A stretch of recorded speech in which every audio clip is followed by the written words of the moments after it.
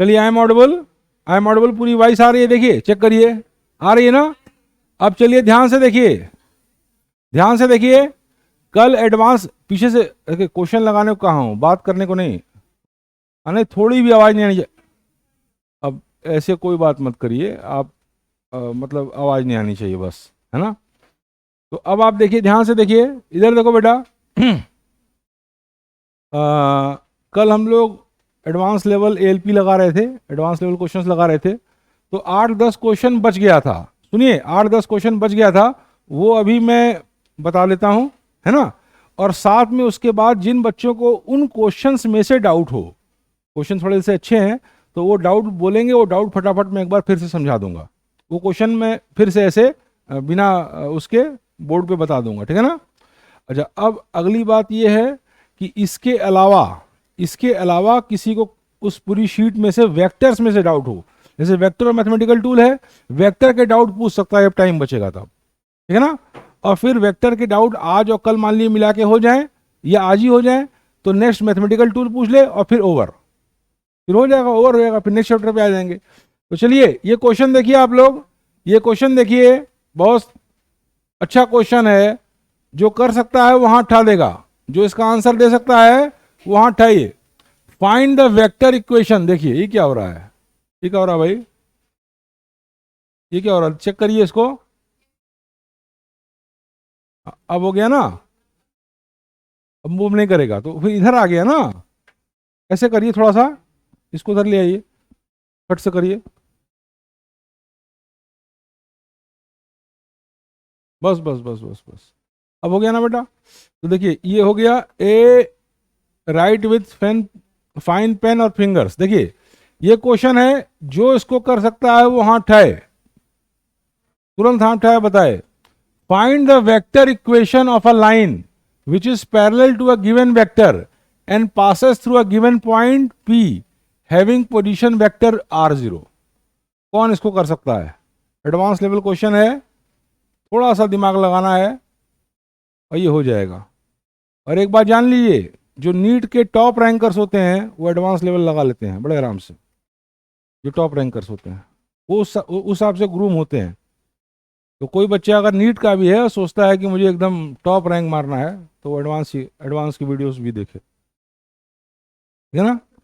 तो बताइए भाई, ये क्वेश्चन है, find the vector equation of a line which is parallel to a given vector and passes through a given point P having position vector r0। इस question को खूब बढ़िया समझिए। ये कह रहा है कि हमको वेक्टर इक्वेशन एक लाइन का देना है, एक लाइन का क्वेश्चन। समझिए कौन करेगा इसको, पीछे से, पीछे से बताइए भाई कैसे होगा ये क्वेश्चन। अंश, कैसे होगा ये क्वेश्चन बताइए। Vector equation of a line which is parallel to a given vector a and passes through a given point P having position vector r0। सबसे पहले वेक्टर इक्वेशन का मतलब बताइए, सबसे पहले वेक्टर इक्वेशन का मतलब बताइए क्या होगा।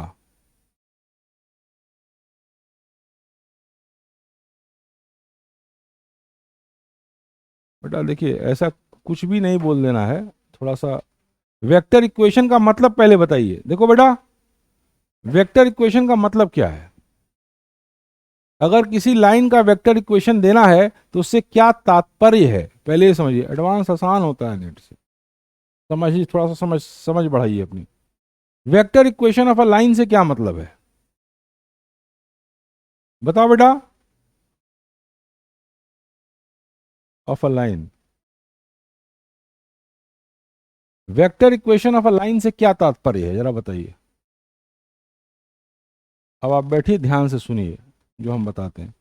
देखिए कोई भी लाइन होगी तो वो किसको मिला के बनी होगी, कोई भी लाइन होगी तो किसको मिला के बनी होगी, कई पॉइंट्स को मिला के बनी होगी, कई पॉइंट्स को मिला के बनी होगी।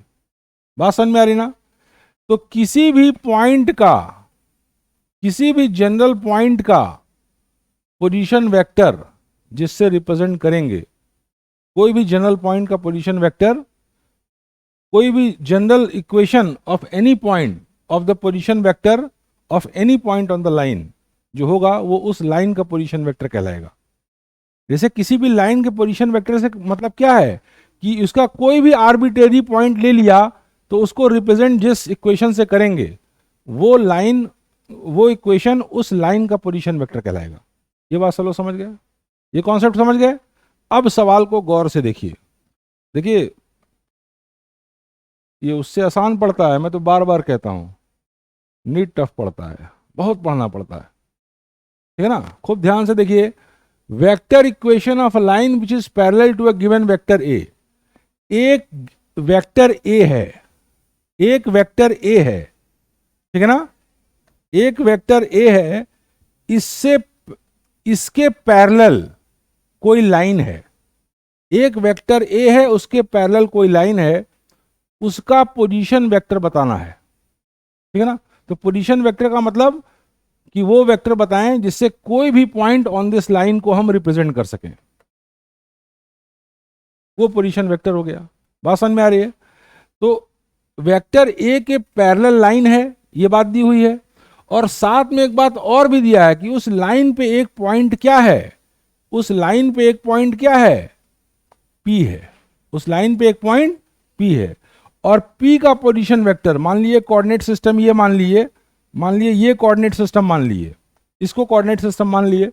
कोऑर्डिनेट सिस्टम तो कहीं भी मान सकते हैं बेटा, कहीं भी मान सकते हैं ना, बोलो, कोऑर्डिनेट सिस्टम कहीं मान सकते हैं। तो मान लिए इसको कोऑर्डिनेट सिस्टम मान लीजिए, तो वो जिस लाइन का वेक्टर इक्वेशन चाहिए, जिस लाइन का वेक्टर इक्वेशन चाहिए, उस पे वो लाइन जिस पॉइंट से जाती है उस पॉइंट का पोजीशन वेक्टर r0 है, ये दिया है। समझाने में टाइम लग रहा है, जब आपको करना होगा तो फट से आप मार देंगे, है ना। क्वेश्चन को समझिए, हमको vector equation of a line देना है, यानी वो इक्वेशन देना है जो उस लाइन पे लाई करने वाले किसी भी पॉइंट को, किसी भी पॉइंट के पोजीशन वेक्टर का एक जनरल इक्वेशन हमको ये देना है। अब उस लाइन के बारे में कुछ विशेषता बता रहा है, वो लाइन पैरेलल है वेक्टर ए के, तो मान लीजिए वेक्टर ए है, इसके पैरेलल है। और साथ में एक बात और भी बता रहा है, साथ में एक बात और भी बता रहा है। योगा वोगा करती हैं क्या? बार बार ये मंडूक आसन में आ जाती हैं। ये अवचेतन मन की क्रिया है, ये सबकॉन्शियस ब्रेन की एक्टिविटी है, वो हैबिचुअल हैबिट के तहत हो जाता है वो। तो देखिए, अब देखिए उस लाइन के बारे में बता रहा है कि वो लाइन वेक्टर ए के पैरेलल है और किसी पॉइंट से जाती है, और उस पॉइंट का पोजीशन वेक्टर r0 है। तो मान लीजिए ये पॉइंट है तो इसका पोजीशन वेक्टर r0 है। ये कार्टेशियन सिस्टम मान लीजिए, इधर देखो बेटा, ये कार्टेशियन सिस्टम मान लीजिए। अब हमको इस लाइन का जनरल इक्वेशन बताना है। अब बताओ कौन बता देगा, क्या जनरल इक्वेशन होगा? तुम कह रहे थे कर लिए हैं सारा, तुम कैसे माने बेटा, बताओ। कर लियो तो बताना चाहिए ना। देखो बेटा, इधर देखो, कैसे बताओगे? देखो, सबसे पहले ये देखो कि ये लाइन है, इस लाइन का पोजीशन वेक्टर दिखाना है, ठीक है ना। तो तुम इसको ऐसे ज्वाइन करो, इसको ऐसे ज्वाइन करो, ठीक है ना। तो अगर ये लाइन इसके पैरेलल है, अगर ये लाइन इस वेक्टर के पैरेलल है, तो k times mod of vector a, ये डिस्टेंस होगा। ये डिस्टेंस क्या होगा? k times mod of vector a। बात समझ में आई? अगर ये डिस्टेंस वेक्टर k से बड़ा है तो k की वैल्यू 1 से ज्यादा होगी। अगर ये वेक्टर k से अगर ये लाइन जो है वेक्टर a से छोटी है तो k की वैल्यू 1 से कम होगी। बात समझ में आ रही ना। लेकिन कुछ भी होगी, ये लाइन, ये पार्ट जो होगा वो k mod of vector a होगा, ठीक है ना। या k mod of vector a मत लिखिए, k वेक्टर a होगा। ये पार्ट क्या होगा? k vector a, where k is a constant. यहां तक की बात सबको समझ में आ गई? अच्छे समझ में आ गई हैं? अब देखिए, कोई भी जनरल पॉइंट का कोऑर्डिनेट, यानी ये r कोऑर्डिनेट हमको दिखाना है, ये r कोऑर्डिनेट का इक्वेशन दिखाना है, ठीक है ना। ठीक, तो अब आप देखिए, इससे देखिए, this vector plus this vector बराबर दिस वेक्टर। ये बात समझ में आ रही है? ये वेक्टर और प्लस ये वेक्टर बराबर ए वेक्टर। ये बात सबको समझ में आ रही है? समझ में आ रही है कि नहीं समझ में आ रही है? बोलो भाई। तो आप लिख सकते हैं R zero vector is equal to vector R और प्लस के वेक्टर ए। लिख सकते हैं ना? बोले लिख सकते हैं, नहीं लिख सकते हैं? लिख सकते हैं, बोलो। और फिर इसको जब this implies that vector R, where vector R represents the position vector of any point of the line, और वही वेक्टर इक्वेशन है।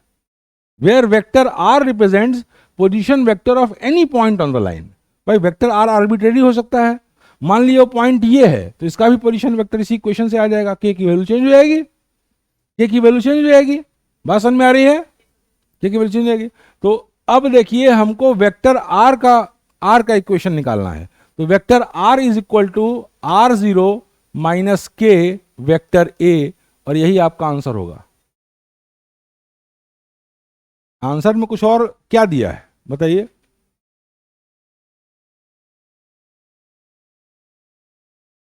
हाँ तो वो जानते हैं कैसे? Vector R is equal to R zero plus, हाँ एन, हमने के माना उसने एन मान लिया है। हाँ तो एन ए कैप कर दिया तो वो भी यही बात होगी। अरे हम बता दे रहे हैं ना, उसका तरीका ये है कि इस पॉइंट को पी को इधर मान लिया है। ये पॉइंट, ये लाइन इस पॉइंट से जाती है इधर। देखो दोनों आंसर सही है, दोनों आंसर सही है। ये पॉइंट अगर यहां होता तो वो आ जाता, तो जनरल इक्वेशन आर बराबर दिस प्लस दिस हो जाता। बात समझ में आ रही ना?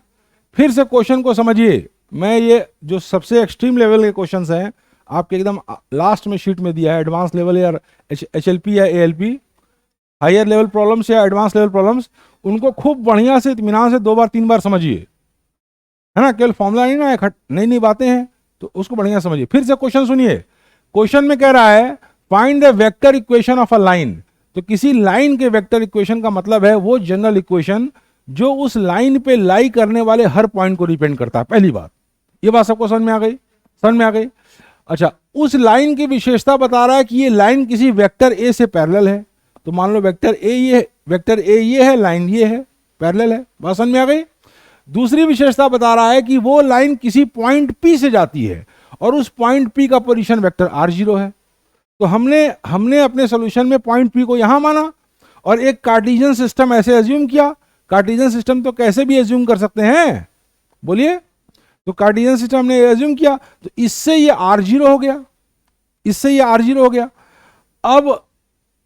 अब देखिए ये जो है general vector equation of a line है आर वेक्टर, और ये आर जीरो दिया हुआ है क्वेश्चन में।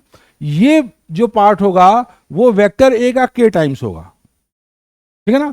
या के यूनिट वेक्टर ए करेंगे वो भी वही बात आएगी, वो भी वही बात आएगी। के यूनिट वेक्टर ए करिए या के कह दीजिए, ठीक है ना? यूनिट वेक्टर ए का भी डायरेक्शन, मतलब डायरेक्शन से मतलब है भाई। यहां पे कांस्टेंट एन मान लिया हमने, के मान लिया, उससे क्या फर्क पड़ता है? दोनों कांस्टेंट ही ना है। बात समझ में आ रही है? अगर इसने यूनिट वेक्टर ए लिया तो हमारा जो इसका जो एन है वो मेरा के मॉड ऑफ ए के बराबर है। ये हो गया, वो भी तो कांस्टेंट हो गया, वो भी तो कांस्टेंट है। बात समझ में आ रही है? अब देखिए इस ट्रायंगल में देखिए vector are plus K vector ए बराबर आर जीरो, तो आर बराबर are zero minus K vector ए, ये vector equation of the line होगा। बात समझ में आई? और इस फॉर्म में आएगा तो भी आप दिमाग लगा लीजिएगा कि भाई ये पॉइंट पी हमने यहां एज्यूम किया, ये पॉइंट पी यहां था, और जनरल इक्वेशन इस पॉइंट का बता दिया है। बात समझ में आ रही है? क्लियर है? ये सवाल कितने लोग को 100% समझ में आया है? कोई झूठ नहीं बोलेगा, 100% कितने लोग को समझ में आया? चलिए, कितने लोग को ये क्वेश्चन, तुमको कितने लोग को ये क्वेश्चन 80% से ऊपर समझ में आया? जल्दी बताइए, 80% से ऊपर कितने लोग को समझ में आया? अब फिर से, अब रहने दिए, एडवांस वाले समझ गए, अब इसको आगे हम बढ़ते हैं। या फिर से जल्दी से एक बार बोल रहे हैं, सुनिए, खूब ध्यान से मेरी बात सुनिए। एक लाइन का जनरल इक्वेशन बताना है। ये बात कितने लोग समझ गए? कितने लोग समझ गए? सभी लोग, कि एक लाइन का जनरल इक्वेशन बताना है। ठीक, general equation of a line से क्या तात्पर्य है? एक लाइन क्या होगी? कुछ कुछ पॉइंट्स कुछ पॉइंट्स को मिला के एक लाइन बनेगी। तो एक लाइन के जनरल इक्वेशन का मतलब है कि उस लाइन पे लाई करने वाले हर पॉइंट का पोजीशन वेक्टर बताना है। ये बात कितने लोग समझ गए? ये बात सब लोग समझ गए? सब लोग समझ गए? अब उस लाइन के, अब समझ में आ गया पूरा 100%? अब उस लाइन के बारे में बता रहा है कि अगर ये लाइन है तो ये वेक्टर ए के पैरेलल है। तो मैंने वेक्टर ए ड्रॉ किया और यहां से पैरेलल लाइन ड्रॉ कर दिया, ये लाइन है। अब इसके किसी जनरल पॉइंट का हमको जनरल कोऑर्डिनेट देना है, जनरल इक्वेशन देना है, जो इक्वेशन इस पे लाई करने वाले हर पॉइंट को रिप्रेजेंट कर सके। भाई के की वैल्यू आगे पीछे करेंगे तो हर पॉइंट को रिप्रेजेंट कर देगा, हर पॉइंट को रिप्रेजेंट कर देगा। ये चौथी बात कितने लोग समझ गए? सब लोग समझ गए? बोलिए। अब देखिए, मैंने उस पॉइंट को यहां एज्यूम कर लिया, जिस पॉइंट से लाइन जाता है, मान लो वो पॉइंट पी यहां पे है। ये बात सब लोग समझ गए? एक कोऑर्डिनेट सिस्टम हमने एज्यूम किया, तो कोऑर्डिनेट सिस्टम तो कभी भी कहीं भी एज्यूम कर सकते हैं, कहीं भी एज्यूम कर सकते हैं, कर सकते हैं ना? बोलो बोलो भाई। हाँ, दिमाग में मत बनाइए कि HLP कर रहे हैं या ALP कर रहे हैं, दिमाग में ना बनाइए इस, ठीक है ना? इससे बहुत कठिन कठिन सवाल आप वहां भी किए हैं। आप देखिए, आपकी हैबिट हुई अभी पड़ी है फॉर्मूला और थोड़े मोड़े मैनिपुलेशन से करने की, थिंकिंग एबिलिटी एक्सपेंड नहीं हुई है। और ये मत सोचिए कि जो आपने किया है वो आसान है, ये कठिन है, वो ज़्यादा कठिन है, ये ज़्यादा आसान है। थोड़ी सी एबिलिटी आप डेवलप करेंगे, थिंकिंग एबिलिटी, तो ये सब चीज़ें एकदम इस तरह की कई बातें करेंगे तो इन सब बातों पे दिमाग चलने लगेगा। बात समझ में आ रही ना? अब देखिए, कार्टेशियन सिस्टम हम कहीं भी एज्यूम कर सकते हैं, कहीं भी एज्यूम कर सकते हैं।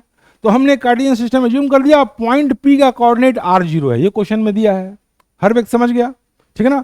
और r क्या है? किसी जनरल पॉइंट जो इस लाइन पे लाई करता है उसका कोऑर्डिनेट। हमको r का इक्वेशन निकालना है। ये बात कितने लोग समझ गए? ये बात क्लियर हो गई, ठीक है ना? अब आपको बाद में हम देखेंगे, बाकी लोगों को क्लियर हो गया ये बात समझ में आ गई। अब आप देखिए कि इस ट्रायंगल में देखिए, r0 क्या है? r प्लस के वेक्टर ए। भाई ये पार्ट जो होगा वो वेक्टर ए के पैरेलल है, तो कोई ना कोई कांस्टेंट के से मल्टीप्लाई करने पर ये पार्ट, ये के वेक्टर ए के बराबर होगा, क्योंकि वेक्टर ए के पैरेलल है। अगर मान लीजिए वेक्टर ए इतना, वेक्टर ए की लेंथ तो दिया नहीं है, मान लीजिए वेक्टर ए इतना बड़ा होता तो के पॉजिटिव होता, 1 से बड़ा होता। मान लीजिए वेक्टर ए इतना बड़ा है, यानी कि इससे बड़ा है, तो के 1 से छोटा हो जाता। ये तो एक कांस्टेंट है ना? तो अब इस ट्रायंगल में देखिए कि r0 बराबर r प्लस के वेक्टर है। यहां तक की बात समझ में आ गई? क्लियर है? और फिर उसके बाद जब आप इसको पुट करेंगे कि r0 बराबर r प्लस के वेक्टर है, तो r जो जनरल, r जो है, r के टर्म में जनरल इक्वेशन आ जाएगा, और r इस लाइन पे लाई करने वाले किसी भी पॉइंट का पोजीशन वेक्टर दिखाएगा। वही जनरल इक्वेशन हो गया, वही आपसे डिजायर्ड है। अब समझ में आ गया? क्लियर है? आपको हम थोड़ा बाद में देख लेते हैं, है ना? फिर अब इतना 2-3 बार बोले इतना टिपिकल नहीं है, ठीक है ना? मान लिया आपके साथ प्रॉब्लम आ रही तो आपको हम बाद में देख लेते हैं, ठीक है ना? वीडियो रिवर्स करके देखिएगा धीरे धीरे करके, और मन में ये ना बताइए, आप अभी तक जितने सवाल किए हैं उससे आसान सवाल HLP और ALP में है। मैंने जल्दी जल्दी एक बार ऐसे पलटा था, मैंने देखा कि इससे कठिन तो हम लोग करा चुके हैं। थोड़ा सा इमेजिनेटिव है, बस थोड़ा सा इमेजिनेटिव है, बात को समझना है, और 2 स्टेप में इसका आंसर है, ठीक है ना? अच्छा, अब देखिए नेक्स्ट चीज। हाँ, कैसे बताओ? हाँ हाँ हाँ, नहीं नहीं नहीं नहीं, हाँ हाँ हाँ हाँ, जरा आके यहाँ दिखाइए, निकल के आइए वहां से, देखें देखें क्या। पहले आप लोग क्वेश्चन समझ लीजिए। By using the concept of scalar product prove that this बराबर दिस, ये क्वेश्चन है। तो ये प्रूफ करना तो आप पहले से जानते हैं, ये चीज प्रूफ करना तो बड़े आराम से आप जानते हैं पैरेललोग्राम लॉ से। लेकिन इसमें जो खास बात है, by using the concept of scalar product, इस पे जरा ये बताएंगे कि कैसे करेंगे, जरा देखा जाए कैसे करोगे। हाँ ये क्या A plus B, vector A plus vector B scalar की तरह से आपको ऐड कर देंगे। अच्छा मॉड, नहीं नहीं, मॉड मॉड कैसे ऐड कर देंगे? वेक्टर ए और बी को ऐड कर रहे हैं तो क्या आप,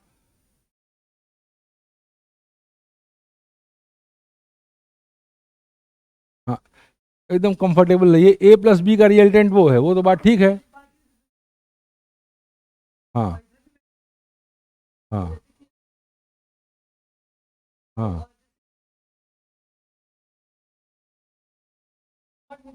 हाँ हाँ हाँ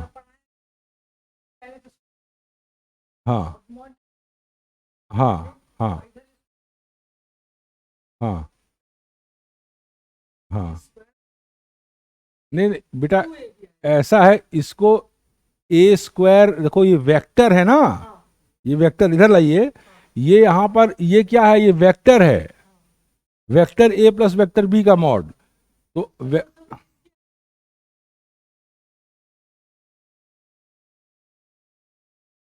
थिंक नहीं हो पा रहा, ये महत्वपूर्ण नहीं है, ये महत्वपूर्ण नहीं है। नहीं सही आपके लगने से नहीं, इसे वेक्टर ए प्लस बी को ऐसे स्क्वायर नहीं कर पाएंगे ना। चलिए वेल ट्राइड, यही बैठिए, ठीक है ना।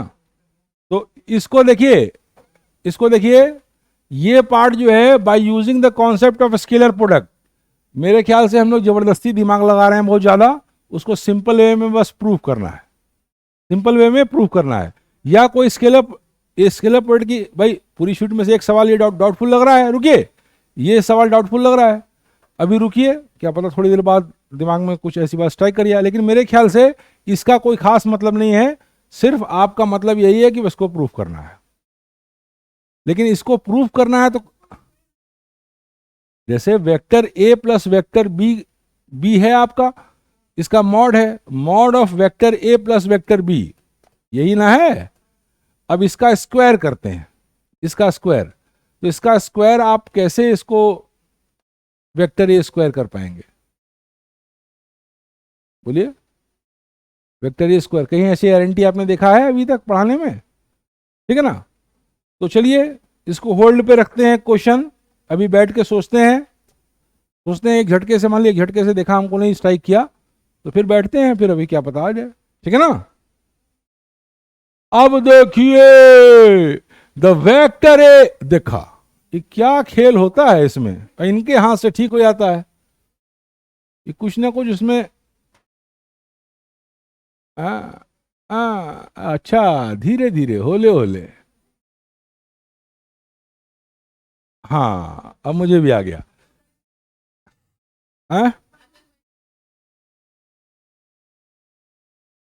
जूम को कैसे करेंगे ठीक? ऐसे, ऐसे,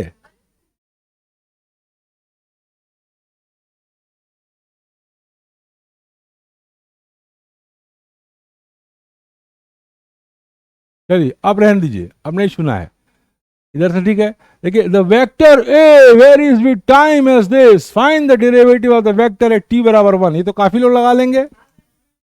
डिफरेंशिएट, देखिए जो सवाल मैंने उस मॉड्यूल से लगाए हैं और ये सारे क्वेश्चंस मैंने एक बार देखे, ये वाले मॉड्यूल से टफ क्वेश्चंस में लगवा चुका हूं, सही बता रहा हूं, एक दो क्वेश्चन छोड़ के उससे टफ लगवा चुका हूं, बहुत सफिशिएंट है वो। अब देखिए आगे देखिए, vector A varies with time is this, find the derivative of the vector T बराबर 1, तो वेक्टर ए क्या है, T I minus sine pi T J plus T square के, यही ना है वेक्टर, बोलो बेटा। अब इसका डेरिवेटिव पूछ रहा है, यानी D A by D T, derivative का क्या मतलब है, D A by D T, ये पूछ रहा है, और D A by D T पूछ रहा है एट टी बराबर 1, तो पहले D A by D T निकाल, ये समझ में आ रहा है ना, इतनी बात ये समझ में आ रहा है, ये वेक्टर ए ये है, ये बात समझ में आ रही है। अब इसमें कह रहा है find the derivative of the vector at T बराबर 1, ये बात समझ में आ रही है, तो ये बात समझ में आ रही है, डेरिवेटिव क्या होता है, D A by D T, differentiate करना है, डेरिवेटिव, डेरिवेटिव, अरे find the derivative of the vector, तो नहीं पढ़े हैं आप, एक नहीं पढ़े हैं तो अब उसके लिए बाकी लोग पढ़े हैं ना, आपको अलग से बताते हैं ना, पुराने वीडियोस देखिए आप, ठीक है ना। तो find the derivative of the vector at T बराबर 1, डेरिवेटिव मतलब D A by D T. तो अब डिफ्रेंशिएट कर दीजिए इसको, डिफ्रेंशिएट करेंगे तो d A by D T, ये क्या आ जाएगा बोलो, आई। किस रूल से आई आएगा, कहां गई वो बताइए, किस रूल से आई आएगा, सम रूल से आएगा, ठीक है ना। आई माइनस साइन पाई टी का डिफ्रेंशिएशन क्या होता है, cos pi T, cos pi T होता है, और फिर करेंगे तो पाई आ जाएगा जे, और टी स्क्वायर का डिफ्रेंशिएशन क्या होता है, ट्वाइस टी के, तो डेरिवेटिव आ गया, डेरिवेटिव आ गया। लेकिन डेरिवेटिव कब निकालना है, एट टी बराबर 1, तो टी बराबर 1 पुट कर देंगे तो ये D A by D T eight T बराबर 1, तो जब ये पुट करेंगे तो ये आएगा i minus cos pi, cos pi t बराबर 1 हो गया, इंटू पाई यानी पाई कॉस पाई जे, और प्लस 2 इंटू 1 यानी 2 के, ये आपका आंसर हो जाएगा। आंसर मिलाइए, आंसर मैच करो फट से, आंसर मैच करिए जल्दी कीजिए। कैसे, एक मिनट, आई कैप प्लस, एक मिनट रुक जाइए, the vector A varies with time as this, find the derivative of the vector at, एक minute, sine pi sine theta कितना होता है, नहीं साइन का कॉस थीटा होता है, कॉस का माइनस साइन थीटा होता है, साइन का कॉस थीटा होता है ना, तो सिंपल बात है बहुत, और कॉस का माइनस साइन थीटा होता है, ये डिफरेंशिएशन होता है। तो रुक जाओ, तो ये ऐसे होगा आपका, तो सही तो क्या, साइन पाई टी को कॉस पाई टी किया, sine pi T cos pi T किया, और फिर पाई टी को डिफरेंशिएट किया तो पाई आया, और टू टी स्क्वायर को किया तो ट्वाइस टी आया, तो सही तो आया, गलत कहां से आ रहा है। उसके बाद देखिए, जब टी बराबर 1 पुट किया, अरे ये बताओ कि क्वेश्चन नहीं ना गलत लिखा है, सिंपल क्वेश्चन है, टफ नहीं है ये। The vector A varies with time T as this, find the derivative of the vector at T बराबर 1, तो डेरिवेटिव मतलब D A by D T, ये ना डेरिवेटिव हुआ, तो डेरिवेटिव जब आप करेंगे तो यहां पे डेरिवेटिव करेंगे तो आई आ जाएगा, और साइन पाई टी करेंगे तो कॉस पाई टी आ जाएगा, फिर पाई आ गया, फिर टी स्क्वायर का ट्वाइस टी आ गया, तो d A by D t अब टी बराबर 1 पे करेंगे तो i minus cos pi, i minus cos pi minus pi cos pi j plus twice k, answer क्या आ रहा है, नहीं एक मिनट रुक जाइए, आंसर बोलिए, आई प्लस पाई जे प्लस 2 के कैप, ये आ रहा है ना। तो कॉस पाई की वैल्यू पुट कर दो ना यार, कॉस पाई -1 हो जाएगा तो वही आंसर आ जाएगा, इतना दिमाग नहीं काम कर रहा है, वही तो आंसर है, आंसर तो मैच कर रहा है। कॉस पाई की यस सर, हाँ तो कहीं ऐसा लग गया ना, और डिफ्रेंसिएशन उल्टा बताने लगे हमको, नहीं होता है। देखो हम कोई बात बोलते हैं ना, सुनो, कभी मेरी बात को कभी भी निगेटिवली मत लेना, मैं बहुत अच्छी भावना से बोलता हूँ। हाँ हाँ, सुन लो हम बताएं, इधर देखो सुनो, मैं जब भी जानते हो, मैं ये मेरे लिए पैसा कमाने का ही जरिया नहीं है, पैसा तो मिलेगा ही मिलेगा, ये मेरी आत्मसंतुष्टि का भी जरिया है, मैं एकदम ऑनेस्टली बता रहा हूँ, मैं ऑनेस्टली बता रहा हूँ, कितने बच्चों को मैंने भगाया है, मैं यही करता था, बहुत मतलब, अगर नहीं ठीक से पढ़े तो जाओ भैया, फीस नहीं चाहिए, हाँ एकदम, बहुत ऐसे होता नहीं है, पैसा तो चाहिए ही भाई, अगर पैसा नहीं मिलेगा तो कैसी ज़िंदगी चलेगी, पैसा तो सम्मान से जीने के लिए पैसा चाहिए ही, लेकिन ये सिर्फ पैसा कमाने का जरिया मेरा नहीं है, मैं पूरा जान लगा के काम करता हूँ, और मैं चाहता हूँ कि जिसको मैं पढ़ा रहा हूँ एकदम मार दे, फोड़ दे, एकदम तोड़ दे, सिर्फ काम नहीं चलाता हूँ, है ना। तो बात समझ में आ गई बेटा, इधर देखो सुनो, इसलिए हम कुछ भी कहें तो कभी निगेटिव मत होना। अच्छा, अब नेक्स्ट बात देखो, अरे बाप रे बाप, फिगर देख के डर गए, फिगर देख के जल गए। हायर लेवल क्वेश्चन चल रहे हैं, लेकिन इस क्वेश्चन को जरा मैं पढ़ता हूं। ये क्वेश्चन बड़ा आसान है, ये फिगर ही खतरनाक लग रहा है, समझे बेटा? कहां, ये फिगर ही खतरनाक लग रहा है, डेंजर टाइप का, लेकिन इसमें कुछ दम नहीं है क्वेश्चन में, वो हम पढ़ के समझ गए, समझ गए हम इसको। अब खूब गौर से देखिए आप लोग, इत्मीनान से।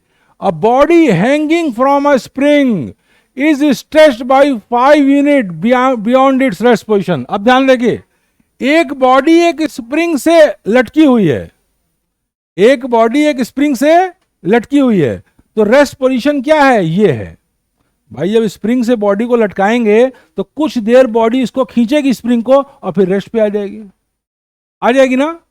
तो रेस्ट पोजीशन दिखाया है ये बात कितने लोग समझ गए? एक बॉडी को स्प्रिंग से लटकाया और रेस्ट पोजीशन ये बात सब लोग समझ गए? सबको समझ में आ गया? एकदम क्लियर है, एकदम दिल दिमाग साफ रखो, ठीक है ना। अच्छा, अब नेक्स्ट बात देखो, and release at time t बराबर 0 to oscillate up and down. जब उसको, किसी बॉल को, किसी बॉडी को स्प्रिंग से लटकाएंगे तो स्प्रिंग को खींचेगा, स्प्रिंग को खींचेगा, तो कुछ फिर उसको ऐसे हाथ से पकड़े हुए हैं, और फिर t बराबर 0 पे हाथ डाल दिए, तो क्या करेगा? भार और नीचे जाएगा। भार क्या करेगा? जैसे एक स्प्रिंग को भार से पे, एक स्प्रिंग है, भार ऐसे लगा दिए, ठीक है ना, और t बराबर 0 पे छोड़ दिए, तो क्या होगा? भार पहले नीचे आएगा, तो स्प्रिंग क्या होगी? स्ट्रेच होगी। 9th 10th में पढ़े हो, स्ट्रेच होगी तो कौन सा फोर्स लगेगा? बताइए भाई, बोलिए कौन सा? रिस्टोरिंग फोर्स लगेगा। रिस्टोरिंग फोर्स लगेगा, तो रिस्टोरिंग फोर्स क्या करता है? इक्विलिब्रियम पोजीशन में लाने की कोशिश करेगा। तो इक्विलिब्रियम पोजीशन में जब बॉल आएगी, तो जब इक्विलिब्रियम पोजीशन पे आएगी, यानी इस पोजीशन पे आएगी, तो रिस्टोरिंग फोर्स 0 हो जाएगा, क्योंकि स्ट्रेच नहीं की है, स्ट्रेच खत्म हो गया। लेकिन रिस्टोरिंग फोर्स तो 0 हो जाएगा, लेकिन तब तक उसके अंदर स्पीड हो जाएगी। क्या हो जाएगी? स्पीड की वजह से क्या हो जाएगी? भाई बोलिए भाई, 9th 10th का कॉन्सेप्ट है सब। स्पीड की वजह से क्या हो जाएगी? आपको 9th भूल गया है, बताइए बताइए। स्पीड की वजह से क्या हो जाएगी? बोलिए, इनर्शिया हो जाएगी। इनर्शिया ऑफ, कौन सी इनर्शिया? इनर्शिया एट रेस्ट की मोशन, इनर्शिया ऑफ मोशन, है ना। और इनर्शिया की वजह से वो फिर ऊपर जाएगा। जैसे बात समझिए, स्प्रिंग है, स्प्रिंग से कुछ ऐसे लटकाए दिए, ऐसे लटकाए दिए, जरा पकड़िए, ऐसे पकड़िए, जल्दी जल्दी करिए, जल्दी देर नहीं करिए, खड़े होकर नहीं पकड़ लीजिए, तो जल्दी जल्दी उठिए। देखिए खूब बढ़िया से देखिए, इत्मीनान से। कोई वो गुटखा है, कोई मांस है,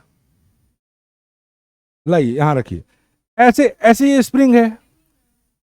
अब देखिए, अरे चलिए इधर हुए, ये स्प्रिंग है, ये कोई बॉडी ऐसे रख दिए, इसको ऐसे रखे हुए हैं। क्या किए हैं?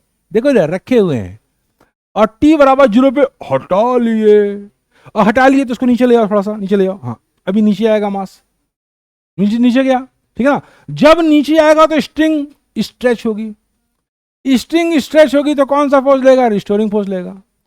तो उसके बाद जब ये ऐसे नीचे गया, फिर रिस्टोरिंग फोर्स उसको ऊपर खींचेगा, ऊपर खींचेगा, और जब वो नॉर्मल पोजीशन पे आएगी, यानी इस पोजीशन पे आएगी, बढ़ जाइए, नॉर्मल पोजीशन पे आएगी, तो क्या होगा? फोर्स 0 हो जाएगा। लेकिन फोर्स तो 0 हो जाएगा, लेकिन तब बॉडी रुकेगी नहीं, क्योंकि तब तक उसकी क्या हो जाएगी? तब तक उसके पास क्या हो जाएगा? स्पीड हो जाएगा। ये देखिए मिसकॉल दे रहे हैं, अरे वो हमारे इसको स्विच ऑफ कर दे रहे हैं, वो हमको याद दिला दिएगा जब क्लास खत्म। हाँ नहीं ठीक है, एक मिनट स्विच ऑफ कर दिया। देखो सुनो, वो देखो सुन लो, जैसे ही क्लास ओवर होगी याद दिला दीजिएगा हमको, ये बात याद दिला दीजिएगा। वो बात ये है कि जैसे छोटा वाला बच्चा मेरा 1-2 दिन से ब्रिक के लिए कह रहा है, आइसक्रीम के ब्रिक के लिए। मैं कल भी भूल गया, परसों भी भूल गया। हाँ, तो आइसक्रीम ब्रिक, तो आज उसकी छुट्टी है। मैंने बोला है कि 12:30 बजे तक मुझे एक बार रिमाइंड मार देना तो मैं लौटते समय लेता आऊँगा। तो रिमाइंड इसी समय मार दिया। तो याद याद दिला दीजिएगा। बात समझ में आ रही ना? बस यही बात है और कोई बड़ी बात नहीं। अच्छा अब देखिए, सुनिए, इधर देखिए, इधर देखिए। तो जब वो नॉर्मल पोजीशन पे आएगा तो वो रेस्ट पे नहीं रहेगा, तो वो रुकेगा नहीं, क्योंकि तब तक उसकी क्या हो जाएगी, इनर्शिया हो जाएगी। और इनर्शिया की वजह से फिर वो स्प्रिंग को ऊपर दबाएगा। इधर देखो, स्प्रिंग को ऊपर दबाएगा, ऐसे। बात समझ में आ रही ना? और फिर जब मैक्सिमम कंप्रेशन हो जाएगा तो स्पीड 0 हो जाएगी। यार यही सब है, ये सब बातों पे आगे सवाल लगेंगे, अगले चैप्टर में से सवाल लगेंगे। तो ये सब बात अभी समझिए ना। जब मैक्सिमम कंप्रेशन हो जाएगा तो स्पीड फिर 0 हो जाएगी, और फिर नीचे, फिर ऊपर, फिर नीचे, फिर नीचे, फिर नीचे, फिर ऊपर ऑक्सीलेट करेगा। ये बात सब लोग समझ गए? इस तरह से ऑक्सीलेट करेगा। अब देखिए, अगर उसकी पोजीशन किसी टाइम टी पे उसकी पोजीशन x है 5 cos t, कह रहा है कि किसी टाइम t पे अगर उसकी पोजीशन x जो है 5 cos t है, अगर किसी टाइम इंस्टेंट t पे उसकी पोजीशन 5 cos t है, तो पूछ रहा है उस टाइम इंस्टेंट पे उसकी वेलोसिटी और एक्सेलरेशन क्या होगा। ये फिगर देख के डरिएगा मत, बस सिंगल डिफरेंशिएट करेंगे तो वेलोसिटी आ जाएगी dx बाई dt, और डबल डिफरेंशिएट कर, देखिए ऐसे बताइए तब मजा आएगा। अब देखिए डिफरेंशिएट किया dx बाई dt, वेलोसिटी क्या हो जाएगी dx बाई dt, और cos x का क्या होता है माइनस साइन टी, तो माइनस 5 साइन टी ये वेलोसिटी हो जाएगी, और एक्सेलरेशन क्या हो जाएगा dv by dt, dv by dt क्या करेंगे तो minus 5 cos t। Answer check करिए, सही है ना?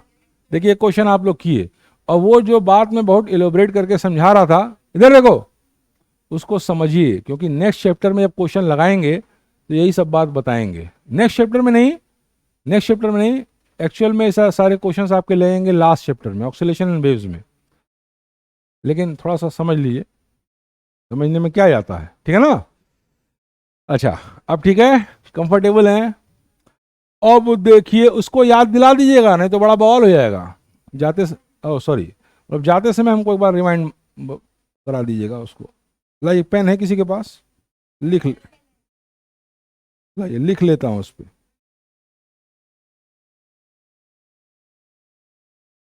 पकड़िए, देखिए, इधर देखो बेटा, इधर देखो। अब है नेक्स्ट क्वेश्चन, देखिए। ओरी बाबा, ये अब तक का टफेस्ट क्वेश्चन होगा। अब तक का जब से सवाल लगा रहे हैं, देखने से लग गया, सबसे कठिन सवाल होगा। परफेक्ट जेई एडवांस का सवाल है, और घपा घप नंबर देता है, मोटे मार्क्स का क्वेश्चन होगा। अब इस क्वेश्चन को बढ़िया समझिए, देखिए इस क्वेश्चन को बढ़िया समझिए। A cylinder of radius are is moving down. एक सिलेंडर है, एक क्या है सिलेंडर है, उसका रेडियस आर है। देखिए, जब एक सिलेंडर है उसका रेडियस आर है, और वो v स्पीड से नीचे मूव कर रहा है। ये बात कितने लोग समझ गए? बहुत सिंपल बात है। एक सिलेंडर है, उसका रेडियस आर, अब तक का सबसे कठिन सवाल यही है मेरे हिसाब से। देखते हैं, एक सिलेंडर है, इसका रेडियस आर है, और वो v स्पीड से नीचे मूव कर रहा है। और किस में मूव कर रहा है? एक और सिलेंडर में जिसका रेडियस है 4r। एक और सिलेंडर में मूव कर रहा है जिसका रेडियस है 4r। ये बात सब लोग समझ गए? ये बात किसी को भी कोई डाउट नहीं है? जितना भी समझ में आ रहा है उतना समझिए। देखिए, होता ये है, मैं आपसे बता दूं, बहुत से बच्चे ऐसे होते हैं जो दिमाग में बना लेते हैं कि ये चीज़ नहीं हो रहा है, और फिर वो होता भी नहीं है। और केवल पढ़ाई में नहीं है, ऐसा लाइफ की हर चीज़ में है। आपने माइंड में जैसा बनाया है वैसा ही रिजल्ट्स आपके सामने आते हैं, ठीक है ना? आप अगर ऐसे सोचेंगे कि चलिए 20% तो समझ में आ रहा है, कठिन सवाल है, बाद में 30 आएगा, बाद में 40 आएगा, फिर 100 आने लगेगा, तो धीरे धीरे आप ग्रो कर जाएंगे। और अगर आप ये सोचेंगे कि 80 नहीं समझ में आ रहा है, 20 से ऊपर सब, हम कह रहे हैं कि बहुत कठिन सवाल है, 50% 60% तो हर बच्चा समझ ले रहा है, ठीक है ना? तो अगर आप ये सोचेंगे कि 40 नहीं आ रहा है तो कभी नहीं होगा। आप ये सोचिए 60 आ तो रहा है तो 40 भी आ जाएगा। बात समझ में आ रही ना? अच्छा, अब आप देखिए क्वेश्चन को देखिए, a cylinder of radius are is moving down with a speed V into a water place in cylinder of radius 4r। एक सिलेंडर का रेडियस 4r है, उस सिलेंडर में एक दूसरा सिलेंडर इसका रेडियस r है, v स्पीड से नीचे आ रहा है, ठीक है ना।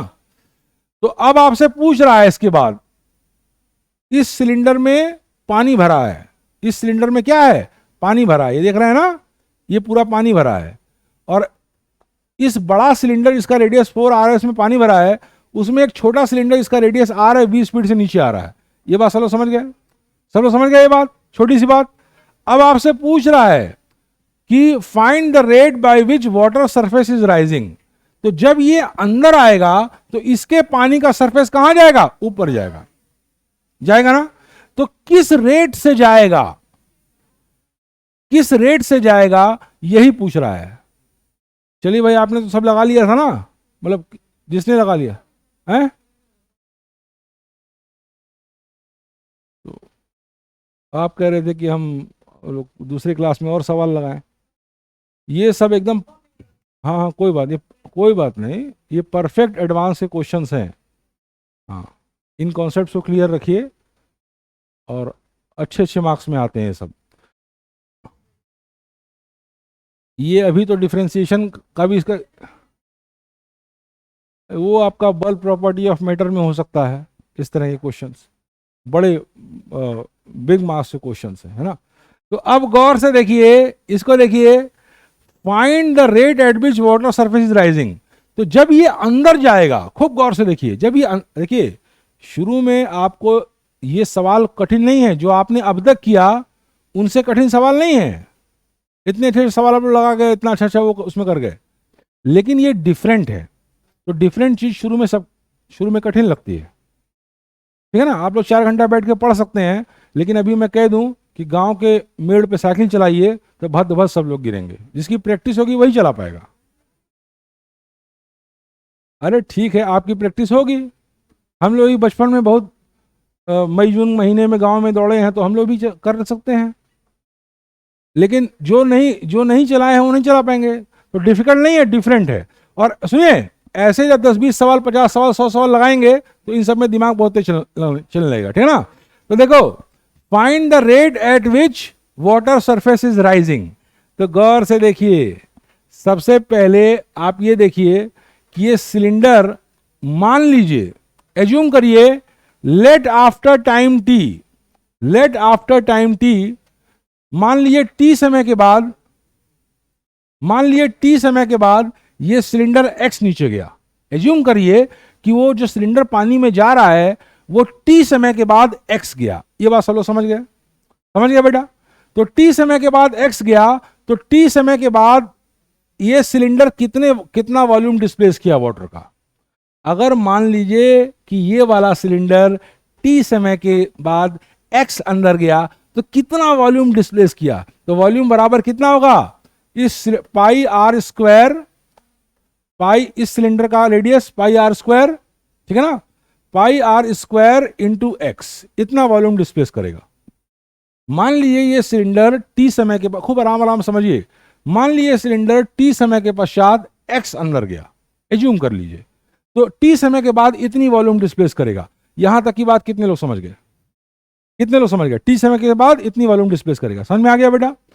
अब देखिए कि टी समय के बाद इतना वॉल्यूम डिस्प्लेस करेगा, तो rate of displacement of volume यानी डीवी बाई डी टी, ये क्या हो जाएगा, pi r square d x by D T.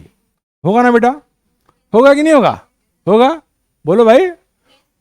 और D x by D t क्या है, वी है, वी दिया है, वी दिया है। तो rate of displacement of volume होगा पाई आर स्क्वायर वी। यहां तक की बात समझ में आ गई सबको, यहां तक की बात समझ में आ गई, बोलिए।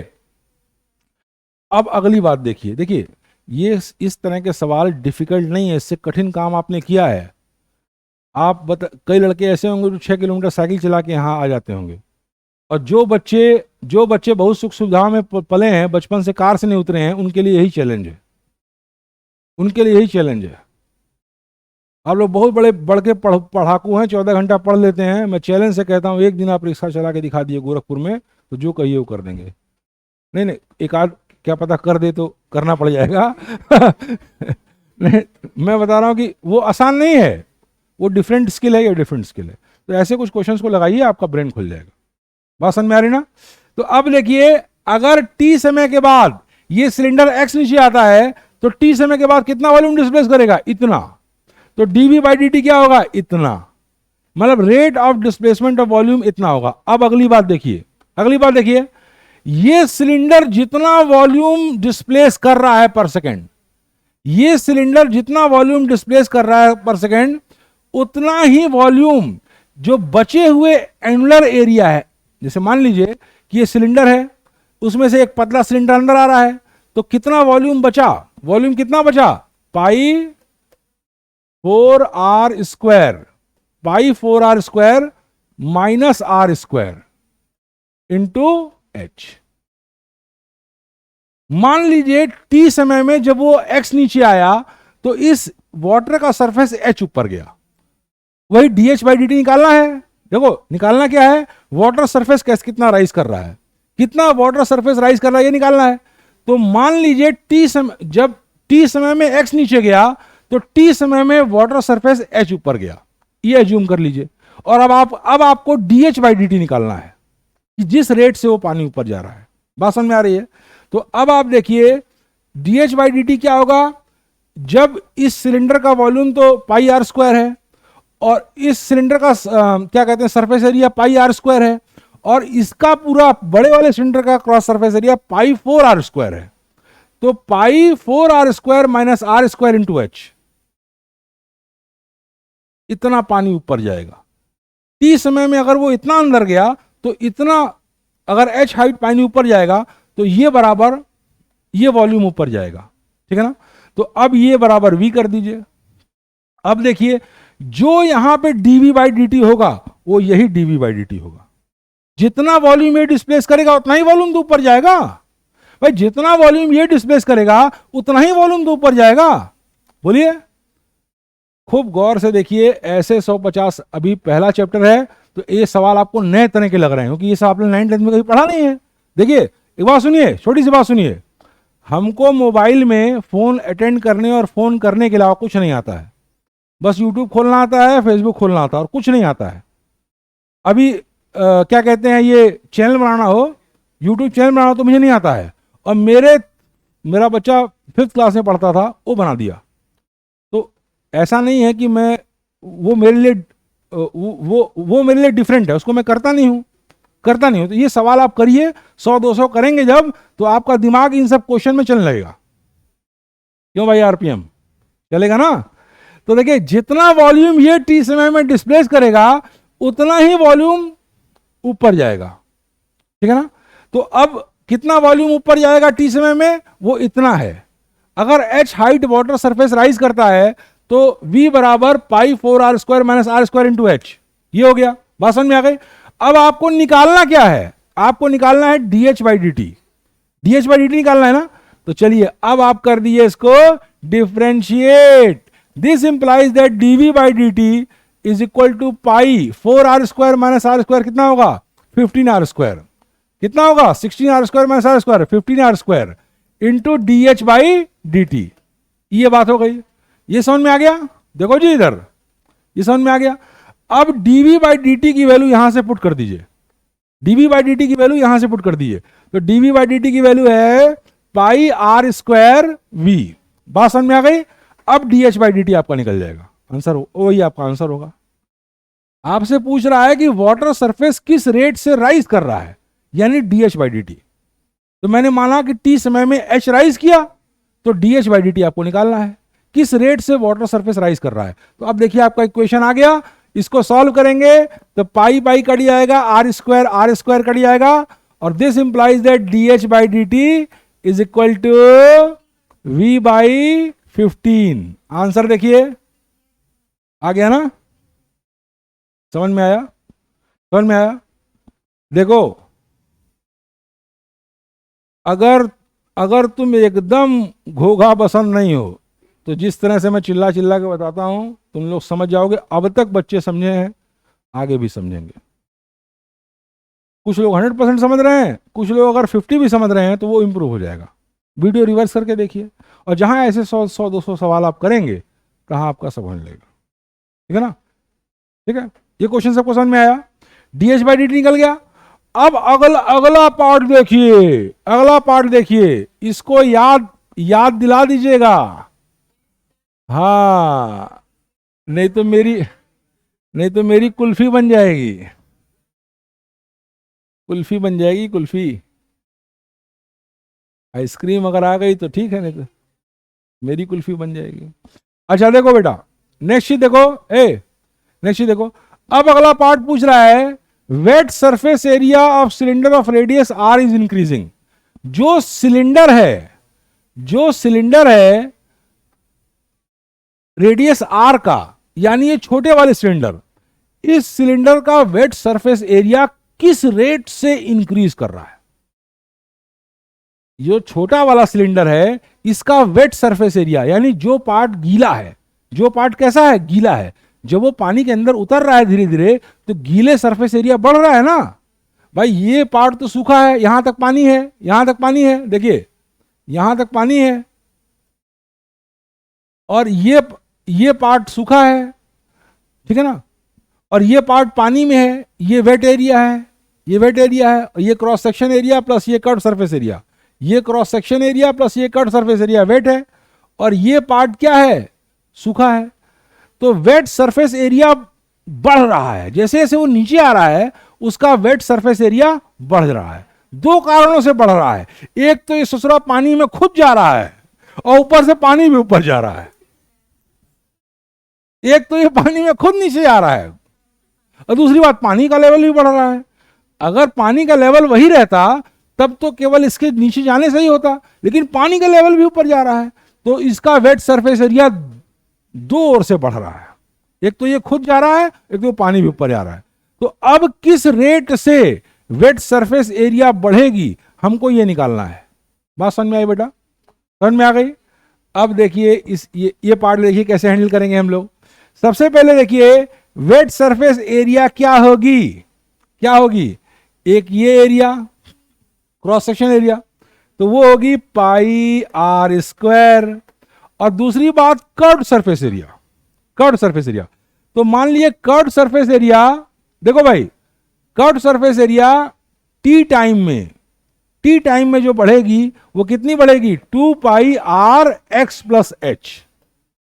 एक्स तो नीचे गया और एच पानी ऊपर गया। ये बात समझ में आई? तुमको समझ में आ रही है? समझ में आ रही है? कितना परसेंट समझ में आ रही है?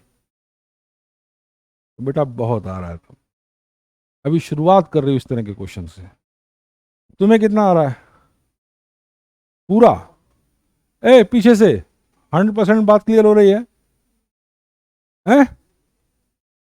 साफ है? हाँ, तो बहुत आ रहा है बेटा।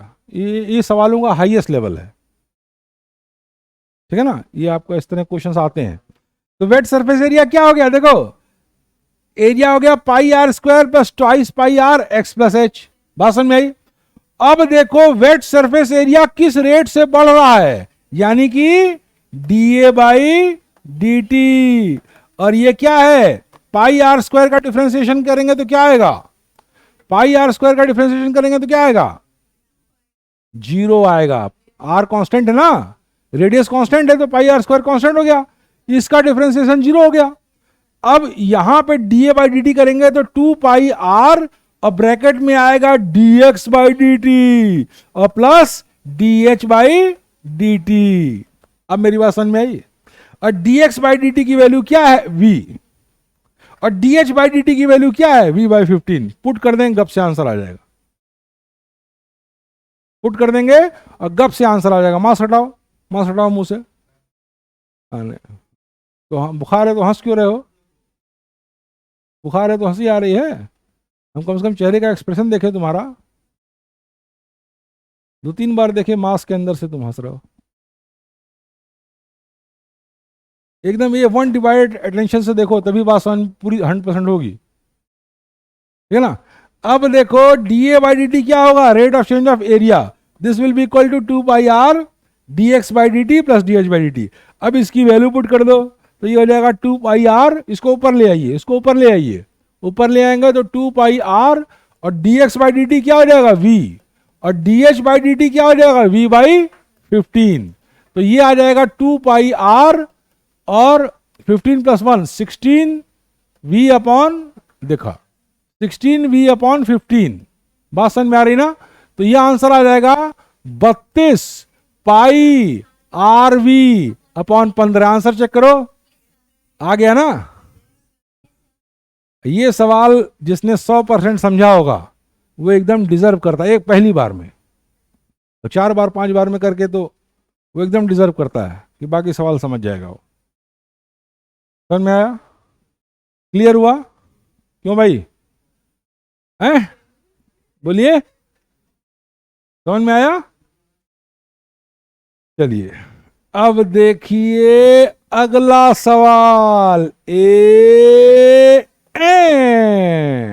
आपके स्क्रीन पे अगला सवाल देखिए। नेक्स्ट क्वेश्चन देखिए on your screen. See here, देखिए बेटा, देखो, find the maximum area of the rectangle. Find the maximum area of the rectangle. Find the maximum area, देखा ये फाइंड द, देखा, find the maximum area of the rectangle that can be inscribed in a circle of radius r। एक circle है जिसका radius है r। देखो हम एक बात बताएं, जिस तरह के काम अब तक आप करते आए, अब तक जिस तरह के काम करते आए उससे आसान ये काम है, लेकिन फर्क सिर्फ इतना है कि ये काम अलग है। फर्क सिर्फ इतना है, ये काम अलग है, ठीक है ना? तो अलग काम है, डिफरेंट काम है, तो जब उसको आप बार बार करेंगे तो डिफरेंट नहीं रहेगा ना, तो वो फिर कॉमन हो जाएगा। तो धीरे, थोड़ा सा इमेजिनेटिव क्वेश्चंस होते हैं जे एडवांस में, ऐसा नहीं कि बहुत मुश्किल होते हैं, और हमको तो एडवांस के ही क्वेश्चन आसान लगते हैं। हाँ, आसान लगते हैं, क्योंकि जब आप कुछ इमेजिनेटिव क्वेश्चन लगा लेंगे तो फिर आपके लगने लगेंगे। देखो, एक सर्किल है जिसका रेडियस है आर। ये बात कितने लोग समझ गए, एक बात बताइए। एक सर्किल है जिसका रेडियस आर है, कितने लोग समझ गए? सब लोग ना? बहुत जबरदस्त बात थी ना, बात में बहुत कुछ वजन था ना। एक सर्किल है, उसका रेडियस आर है। अब आपसे पूछ रहा है, देखिए, अब आपसे पूछ रहा है कि सबसे ज्यादा एरिया का रेक्टेंगल, एक सर्किल है जिसका रेडियस है आर, एक सर्किल है जिसका रेडियस है आर, तो इस सर्किल में मैक्सिमम एरिया का रेक्टेंगल, एक सर्किल है जिसका रेडियस आर है, इस सर्किल में उस रेक्टेंगल का, ये सर्किल है तो उसमें कई रेक्टेंगल बनाए जा सकते हैं, इस सर्किल में कई रेक्टेंगल बनाए सकते हैं ना। देखो ऐसे ऐसे करके ये भी एक रेक्टेंगल हुआ, और ये भी एक रेक्टेंगल हुआ, ये भी एक रेक्टेंगल हुआ, कई रेक्टेंगल, इनफाइनाइट रेक्टेंगल्स इस सर्किल में हम ड्रॉ कर सकते हैं। इस सर्किल में हम इनफाइनाइट रेक्टेंगल्स ड्रॉ कर सकते हैं। ये भी एक रेक्टेंगल हुआ, बात समझ में आ रही ना? इस सर्किल में हम इनफाइनाइट रेक्टेंगल ड्रॉ कर सकते हैं। तो आपसे कह रहा है कि उस रेक्टेंगल का एरिया बताइए जो मैक्सिमम एरिया वाला रेक्टेंगल है। मतलब इस सर्किल में इंस्क्राइब्ड होने वाले रेक्टेंगल में मैक्सिमम एरिया वाले रेक्टेंगल का एरिया बताइए, ऐसे पूछ रहा है। कुछ दिमाग चल रहा है किसी का? किसी का चल रहा? क्यों भाई, पीछे से कर लिए थे ना? ऐसे जवाब नहीं देना है बेटा, आपको पूरा बताना है, ये ऐसे करें, ये है, फिर ऐसे करें, इस तरह से बताना है। इसका मतलब आप नहीं किए थे, हैं? आंसर आंसर ऐसे तुक्के से मार दिए, सही हो गया तो सही हो जाएगा। मान लिए बात कुछ बदल दे, डाटा बदल दे, तब बेसिक्स तैयार करिए। हमको एक भी सवाल नहीं तैयार, एक भी, और 99.9% सवाल में लगा लेता हूँ, और 0.1 जो फंसता है थोड़ी देर बाद लग जाता है। क्योंकि हमको सवाल और आंसर नहीं तैयार है, हमको बेसिक्स तैयार है। ये है तो ये है, वो है तो वो है, ये है तो ये है। और हम ही को नहीं, बहुत से लोगों को तैयार है, बहुत से टीचरों को तैयार है, बहुत से अच्छे स्टूडेंट को तैयार है। आप भी तैयार करिए, आप भी तैयार करिए। आंसर आ गया था आपका, क्वेश्चन लगे, टेस्ट में आया, 4 ठो ऑप्शन था, आपने एक ऑप्शन मार दिया, अक्का बक्का सही हो गया। तो इसमें इसमें इसमें खुश होने की बात नहीं है बेटा। नहीं नहीं, कोई और कहता ना तो हम इसको उतना तकलीफ हमको नहीं होती, लेकिन आप 4-5 लोग से हमको तकलीफ हो जाएगी।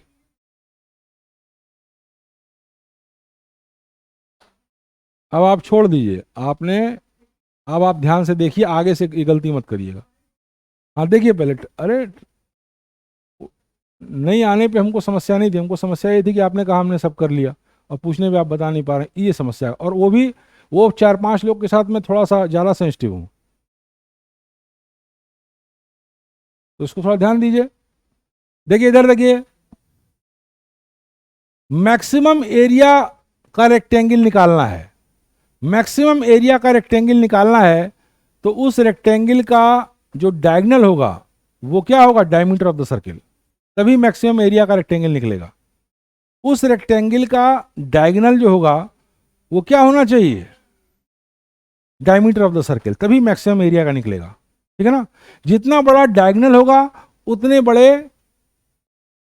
उतनी ज्यादा एरिया का सर्किल होगा, जितना जितना जितना बड़ा डायगोनल होगा उतनी ज्यादा एरिया का रेक्टेंगल होगा। तो मैक्सिमम एरिया का रेक्टेंगल निकालना है, तो उस रेक्टेंगल का डायगोनल क्या होगा, डायमीटर ऑफ द सर्किल। एक बात चलो समझ गए, ये बात समझ गए।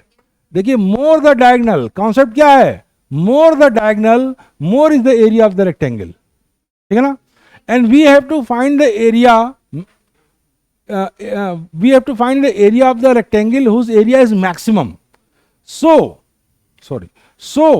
क्या होगा, क्या होगा बताइए, वो क्या कहते हैं, रेक्टेंगल का जो डायगोनल होगा वो डायमीटर ऑफ द सर्किल के बराबर होना चाहिए। ये बात चलो समझ गया, ये बात समझ में आ गई। तो अब आप देखिए, वो जो होगा रेक्टेंगल, उसका डायगोनल किसके बराबर होना चाहिए, किसके बराबर होना चाहिए, उसका डायगोनल होना चाहिए डायमीटर ऑफ द सर्किल के बराबर। तो ये रेक्टेंगल इस तरह का बनेगा, ये रेक्टेंगल इस तरह का बनेगा। अब परफेक्ट सर्किल नहीं बनी है, नहीं तो एकदम परफेक्ट रेक्टेंगल होता। थोड़ा सा यहां पे आप उसको ओवरलुक करिए। देखिए ध्यान से देखिए, एक सर्किल दिया है, उसका रेडियस दिया है, एक सर्किल है और उसका रेडियस दिया है r। कह रहा है कि इस सर्किल में उस रेक्टेंगल का एरिया बताइए जिसका एरिया मैक्सिमम है। ये बात चलो समझ गए, ये बात समझ गए। दूसरी बात, उस रेक्टेंगल का एरिया मैक्सिमम होगा जिसका डायगोनल मैक्सिमम है, सबसे बड़ा है। जिस रेक्टेंगल का डायगोनल सबसे बड़ा है उसका एरिया सबसे ज्यादा होगा। तो हमको इनडायरेक्ट वे में उस रेक्टेंगल का एरिया निकालना है जिसका डायगोनल इस सर्किल के डायमीटर के बराबर है। भाई डायमीटर से बड़ा तो कोई भी अगर लेंगे तो सर्किल के बाहर आ जाएगा, हमको सर्किल के अंदर ही निकालना है। तो हमारे पास जो रिक्वायर्ड रेक्टेंगल है, उस रेक्टेंगल का डायगोनल जो है बेटा, वो क्या है, वो क्या है, वो डायगोनल क्या है बताइए, डायमीटर ऑफ द सर्किल। ये बात चलो समझ गए। तो मान लीजिए ये है आपका रेक्टेंगल, ये रेक्टेंगल मैंने मान लिया, देखिए ये रेक्टेंगल मैंने एज्यूम कर लिया। यहां तक की बात सब लोग समझ गए, समझे कि नहीं समझे बेटा, बोलो। ये रेक्टेंगल एज्यूम कर लिया, अब इसका ये साइड क्या है, ए मान लिया, और ये साइड क्या मान लिया, बी मान लिया। अब आप ये बताइए, आप सब लोग बताइए, एरिया ऑफ ए रेक्टेंगल क्या होता है। जबरदस्त जवाब दिया इन लोगों ने।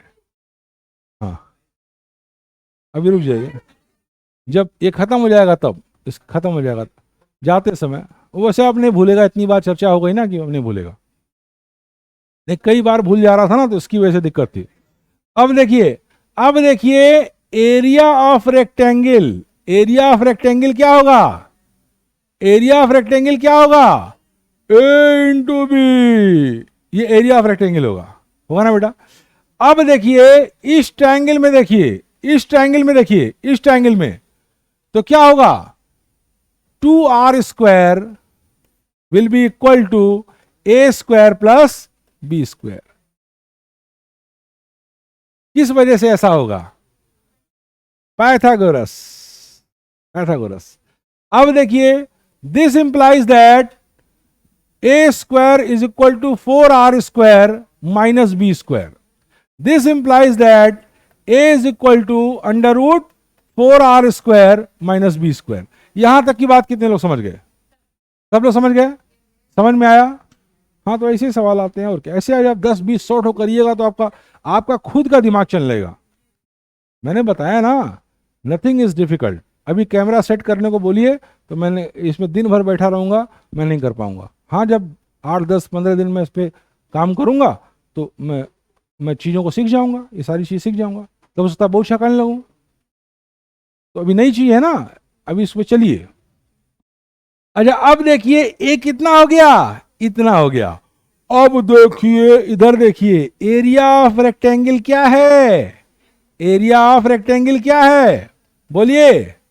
Length into breadth. और लेंथ कितनी है? Under root 4r square minus b square into b. यानी एरिया ऑफ रेक्टेंगल बराबर दिस। अब बताइए एरिया किसका फंक्शन है? एरिया किसका फंक्शन है? यहां देखिए, एरिया किसका फंक्शन हो गया? किस चीज का फंक्शन है एरिया? एरिया किसका फंक्शन है? बोलो भाई। एरिया डिपेंड कर रहा है किस चीज पे? किस पे डिपेंड कर रहा है? रेडियस तो कांस्टेंट दिया हुआ है। रेडियस तो कांस्टेंट दिया है। किस पे डिपेंड कर रहा है? बी पे। बिल्कुल सही। एरिया किस पे डिपेंडेंट है? बी पे। अब बताइए, area as a function of b, यानी ब्रेथ ऑफ द रेक्टेंगल। अब बताइए, आपको मैंने बताया था कोई भी function y is equal to f x है, एफ एक्स है, तो इस यानी कि y is a function of x। तो y की मैक्सिमम मिनिमम वैल्यू निकालना सिखाया था। मैक्सिमा और मिनिमा दोनों के लिए क्या बताया था? dy बाई डी एक्स बराबर 0। कॉन्सेप्ट फॉर्मूले नहीं अलग से लगते हैं, उसी को आगे पीछे करना पड़ता है। तो अब आप देखिए, dy बाई डी एक्स क्या है? dA by D T. तो dA बाई डी टी करेंगे तो क्या आ जाएगा? बोलो, इसको डिफरेंशिएट करिए। तो ये किस रूल से डिफरेंशिएट होगा? बताइए, किस रूल से होगा? बोलिए। प्रोडक्ट रूल या मल्टीप्लिकेशन रूल। हर प्रोडक्ट रूल से होगा। तो अब जब इसको हम डिफरेंशिएट करेंगे तो ये आ जाएगा under root dA by d b. करिए, dA by d b, b पे डिपेंडेंट है ना, तो dA by d b is equal to 4r square minus b square. और डी बी इसको करेंगे तो 1 आ जाएगा। और फिर b, और जब इसको डिफरेंशिएट करेंगे तो कैसे डिफरेंशिएट करेंगे इसको? किस मेथड से? बोलिए, सब्स्टिट्यूशन मेथड। ये बस चेन रूल तैयार किए। ये क्या है? सब्स्टिट्यूशन मेथड से। कैसे करेंगे सब्स्टिट्यूशन? तो इसको करेंगे डिफरेंशिएट, तो 1/2 यानी 1/2 पे power under root 4r square minus b square. और जब इसको डिफरेंशिएट करेंगे तो r कांस्टेंट है, वो तो 0 हो जाएगा। और माइनस ट्वाइस बी। यहां तक की बात सबको समझ में आ गई? समझ में आ गई? समझ में आ गई? और मैक्सिमा और मिनिमा के लिए दिस बराबर कितना होना चाहिए? 0 होना चाहिए। मैक्सिमा मिनिमा के लिए दिस बराबर 0 होना चाहिए। अब इसको फर्दर हम सॉल्व करते हैं। देखिए, इसको हम फर्दर सॉल्व करते हैं। यहां देखिए, फर्दर सॉल्व करेंगे इसको तो ये माइनस, ये 2 कट गया, तो उधर गया तो बी स्क्वायर अपॉन ये हो गया, ये माइनस था। तो फर्दर सॉल्व करेंगे तो आ जाएगा बी स्क्वायर। इधर देखिए, फर्दर सॉल्व करेंगे तो आ जाएगा b square by under root 4r square minus b square. ये हो जाएगा। This will be equal to under root 4r square minus b square. यहां तक की बात सबको समझ में आ गई? यहां तक की बात क्लियर हो गई? क्लियर हो गई ना? अब देखिए, इसको जब उधर ले आएंगे तो बी स्क्वायर बराबर आ जाएगा 4r square minus b square. इस तरीके से 2b square is equal to 4r square. 2 2 जा 4। This implies that b is equal to under root 2r। यहां तक की बात कितने लोग समझ गए? 100% समझ में आ रहा है? तो हो जाएगा तुम्हारा भी। अगर दोनों सवाल समझी हो तो उसका मतलब ठीक ठाक स्थिति है। समझ में आया पूरा? तो ये क्या हो जाएगा, ये हो जाएगा √2r। बी की वैल्यू क्या हो जाएगी, √2r। और अगर बी की वैल्यू √2r है मैक्सिमम एरिया के लिए, तो ए की वैल्यू यहां से निकाल लो, ए की वैल्यू यहां से निकाल लो, यहां पुट कर दो √4r² माइनस b²। तो b² क्या, हाँ ये b बराबर √2r है, तो b² कितना हो जाएगा 2, हाँ रुक जाइए, ये a की वैल्यू यहां से निकालो √4r² माइनस b²। तो b² की वैल्यू कितनी है 2r², तो 2r², तो ये भी कितना आ जाएगा √2r, ये भी √2r आ जाएगा। अब एरिया निकल गई, √2r a into b area होगी, a इंटू बी एरिया होगी ना, तो √2r इंटू √2r एरिया होगी a इंटू बी, तो यानी √2r into √2r is equal to 2r²। Answer check करो, ये खतरनाक वाले सवाल हैं। अभी तक देखो, सुनो इधर देखो, अभी तक तुम लोग पनिया सांप से कटवा रहे थे, पानी वाले सांप, पनिया सांप होता है ना, बोल रहे हो गांव में साइकिल चलाए हो पनिया सांप नहीं जानते। हाँ अच्छा देखो, हाँ वो सुनो, अभी तक आप लोग छोटे छोटे सांपों से कटवा रहे थे, सुनो बिच्छू से कटवा रहे थे, कटवा रहे ना बिच्छू से, बिच्छू से, और अब एकाएक क्या आ गया, ये 2 किंग कोबरा आ गए आपके सामने। 2 कैसे आ गए, इस क्लास में 3-4 किंग कोबरा दिखाए, ये किंग कोबरा है, ठीक है ना, हाँ वो लेना है, लेना है। तो ये फिनिश हो गया, फिनिश है, चलिए